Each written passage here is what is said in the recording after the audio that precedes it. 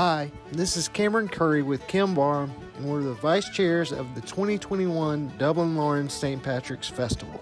We would like to thank the Dublin Lawrence community and all of our sponsors, patrons, vendors, and civic organizations for their continued support of the Dublin Lawrence St. Patrick's Festival through the years. It's because of your financial support each year that allows us to celebrate our great city. Erin go bragh!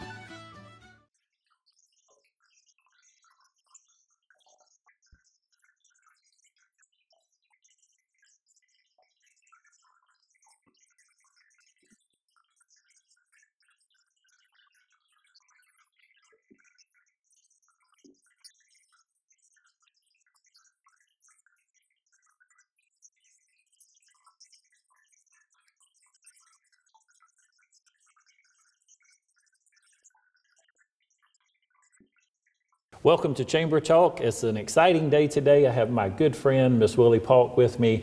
And for Chamber Talk today, we're celebrating history, and I would even like to talk a little bit about current St. Patrick's and St. Patrick's here in Dublin, Lawrence County. Miss Willie, you've had an opportunity to attend many of the festivals. One question I would like to start and ask you, and I do not know, were you ever on that board, and did you ever hold the grand spot as the leader of the St. Patrick's Festival Committee, or were you just mostly required to come and show up at all those events? Thank you. Thank you for inviting me to be here today. Thank you. Sitting here reminiscing the project of this building brings tears to my eyes. The St. Patrick's and the Chamber from day one worked hand in hand. The Chamber has always appreciated the work that the committee, and the committee was not a small committee, it was a large committee, to support each other. As you well know, we started out with the breakfast, but we always supported everything that they were doing. And when I moved here in 1990, in March of 91 was the first festival I attended, I tried to attend everything, and guess what? I nearly died. I've never been so exhausted in my life. I did ride in the parade. Okay. Rode in the parade, and Charles Warnick was the new superintendent of schools, and he was right behind me, and we laughed because I said to him, I know these kids are saying, who is that woman? Who is that man? But anyway, the partnership between the Chamber and the St. Patrick's is phenomenal. The history is unbelievable. I think so. I appreciate DuBose Porter and the Courier Herald this week, going back and reminiscing about the celebration, how it all got started. But it's been great. I enjoyed it. In all the years that I worked at the Chamber, it was always a fun month. It started out as a week, it went to a month. And my appreciation for the people that work, unbelievable. Miss Willie, it is, it's astounding to think, I think you and I talked a little bit before we come on air, what that festival committee has done, how they've maintained throughout the years, and just how much that festival has grown and the economic impact that it has on Dublin and Lawrence County. And I know you as well as I do just hate that we couldn't do it last year and again this year, and we are so looking forward to next year and hopefully all the events and programs and wonderful things that happen. Something that's happened recently is with the pins. And there's been a St. Patrick's pin for all these years, and we didn't have one for this year, and we've had a lot of requests for those pins. Now, I don't know, do you collect those pins? I know you know someone who has all of those pins, yes. But do you keep pins? I have, I think, a lot of the things that I'm left with, I've put in boxes, and you intend to go back and open them up and see what. I haven't done that. But yes, there were many, many people who have collected those pins and have worn them on their jacket every year. The thing that I miss this year is the hugging. We've all taken for granted that we would never not be allowed to hug. But when you stop and think about it, the pancake breakfast, or pancake supper, was the night that we ate pancakes, but we did a lot of hugging. And that breaks my heart that we can't do that. And I wish this year they could have had the commemorative pin, just to keep it going. But And maybe they'll redo one for this year. maybe they will, but Willie, when did the Green Grits come along? Any idea who started or when that started? Was it something maybe just that the country club did? well, I'd like to say we started when I came, but I doubt that was true. Probably before I came, you know. It's just, when you start planning something like a festival and you get down to like the breakfast, what can we do to make it different? Probably somebody said, let's put a little green color and have green grit.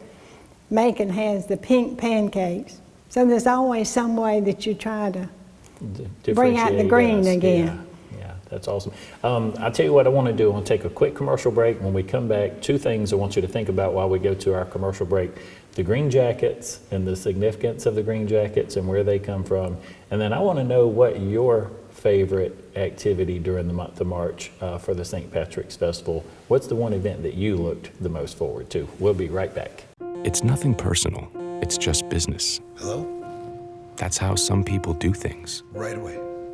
To us, everything we do is personal. Because anyone can answer the call. It's who shows up that matters most. That's the quality of your independent agent and the company that stands behind them. Ask Curry Maffitt Insurance in Dublin if auto owners make sense for you. Hey, I'm Glenn Register with Hometown Supply, and with the new year comes a new commitment for all of us here at Hometown Supply. We are committed to providing you with quality products and service on our full line of new and used appliances. We also offer service on most any brand of appliance on the market today. So if you need repairs on appliance, just give us a call here at Hometown Supply. And remember, if you can't do business here, you just can't do business. Welcome back again, Miss Willie. Always a pleasure to get to sit and spend some time with you. I enjoy our little lunch meetings, or you and I have had some meetings in the parking lot down at the That's coffee right. shop sometimes during COVID. Don't tell all our secret. To be able to talk a little bit. But so out of all the St. Patrick's events that you attend or have attended, is there a particular event or weekend that was your favorite, and tell me why? Well, first of all, I think the breakfast, you know, being our project that we look forward to every year. And like you say, we tried to have people that we thought were interesting and celebrities that we could afford and et cetera. But I probably think, I think that the most fun probably was the pancake supper. It was, I remember taking our project, Eldorado Stone, that had the building out on, in the industrial park. They had come in that day to make a final look. I knew they were coming, but they were not going to announce. I said, would y'all like to go to the pancake supper tonight? And they said, the what? And we told them what it was about. There were 5 of them. And they came into the school. People were so welcoming to them. They were overwhelmed by the number of people there, the way they cooked those pancakes. And I never will forget, one of the guys of the committee said, we're coming to Dublin. But it was that warmth that they extended. So that was probably mine. I think so. And that pancake supper you mentioned, you know, I remember my first year here walking into the pancake supper. I got there early because I had been forewarned a little bit about the traffic and what happens. And when I got there so early, they said, yeah, you can go ahead. And there were 8 or 10 people. And 30 minutes later, I just thought, wow, where did all these people come from? And again, and you and I talked about this a little bit, but what a community for us to be proud of, to live in, that has not only supported but embraced St. Patrick's over the years. And we're actually known throughout the state and somewhat even throughout the region for all the wonderful things that take place here during the month of March for St. Patrick's Day. Something else that I noticed before I ever came to Dublin, I was looking on the website and researching Dublin and trying to find out some information about Dublin, and I saw all these pictures of these gentlemen with these green coats on. Look good. Give me a little bit of history or story behind the green coats, the green jackets. When I came, this was a story that was given to me. At the time we had Forsman Company. Prior to that it was J.P. Stevens Textile. And Forsman, or the company prior, had the material for the jackets. It's the same jacket for the masters. So you're wearing the master's jacket. I think the reason they wanted it was, again, Dublin, Ireland, Dublin, Georgia. This be different.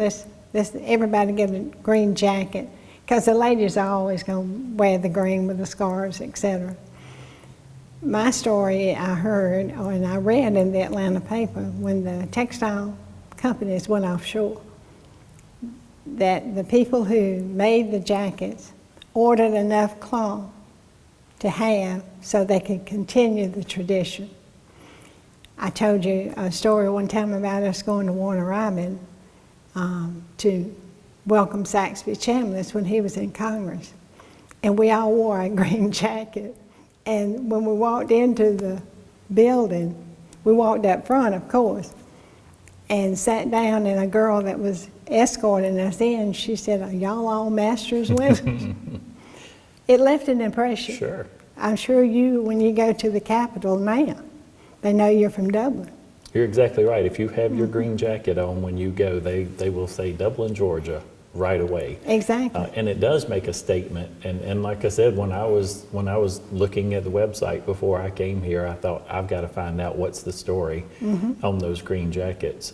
I wish I had that. I would love to have that little logo on my pocket right there. But it's a very, it's almost humbling when you are presented with that green jacket. If you have any idea of the history and the tradition, similar to, maybe not quite what they have at the Augusta National, but it's an honor to put on your green coat in Dublin and wear that and represent the community. We gave 13 of those jackets to the officials of Best Buy. Wow. And they were overwhelmed. But in that group, we gave jackets to people at the state that had helped us with that project.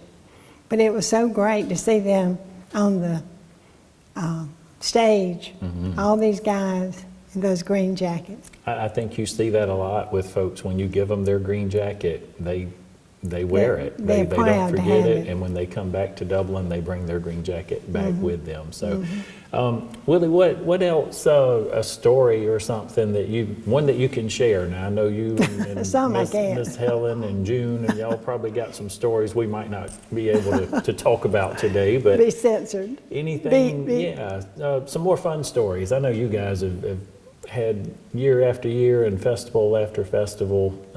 Share one of the fun times. Well, as you say, some of them I can't, but not being ugly, just being funny. I think the thing that I'm most proud of about St. Patrick's is I was able to introduce it to my grandchildren. My little girls, they were little at one time, but now they're 13 and 16. And they got to ride in the parade. Oh, wow. One of the companies here needed some children and asked me about it. And I said, would it be okay if my 2 grandchildren rode? And they said, sure. Well, they loved it. I mean, we took pictures. They went back to their school and said, look at it. So that made me feel proud. I think the turnout of the people within a 50-mile radius, and then people who grew up here, who came back to show their children, the parade, that made me feel so good. I can see politicians in that parade, whoever was running for whatever, they were like, it's just a fun time. So what would you say to someone watching the show today? Maybe they've moved to Dublin in the last 2 years, or maybe even just some younger folks that have not had the full experience of St. Patrick's in Dublin and Lawrence County. What message could we say or send to them to say, we want to make sure this is a long-going, lasting tradition for years and years to come? What could we tell those I would folks? say read the newspaper this week, because he's going to give us an overview of the history of the St. Patrick's. Talk to anyone in the town. Anyone that can talk to you and tell you what it's meant to them, and carry on the tradition. We've got a great thing. We've had it for umpteen years. We don't need for it to disappear. COVID has destroyed a lot of things, but it can't destroy our will That's right. and our pride that we have in our community. So I would say that.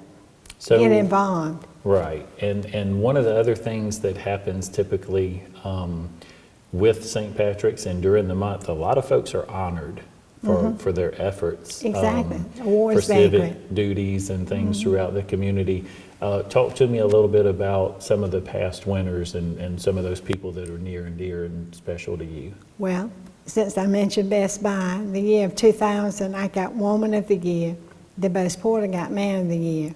And DeBose and I will both tell you today, as we did that night when they surprised us, we represented the whole county on that project. There's always got to be a point person, as you know. You're the point person for the chamber.